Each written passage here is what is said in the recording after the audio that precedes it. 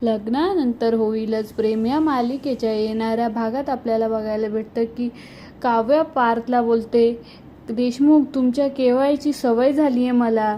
तर पार्थ बोलतो, सवय तर लागायला नको, नाहीतर 6 महिन्यांनी अवघड जाईल.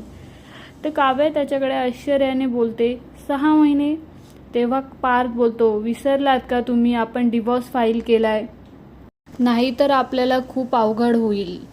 इकडे आपल्याला बघायला भेटतं की जीवा नंदिनीमध्ये गोड संभाषण चाललेलं असतं. त्यात नंदिनी बोलते, तुम्ही नशीबवान समजा स्वतःला की तुम्हाला माझ्यासारखी बायको भेटली, नाही तर हल्ली 6 महिन्यातच लोकांचे डिवोर्स होतात. डिवोर्स हा शब्द ऐकताच नंदिनी तिचे बोलणे थांबवते आणि जीवा तिच्याकडे बघतच असतो. इकडे मालिनी बोलत असते, डिवोर्स?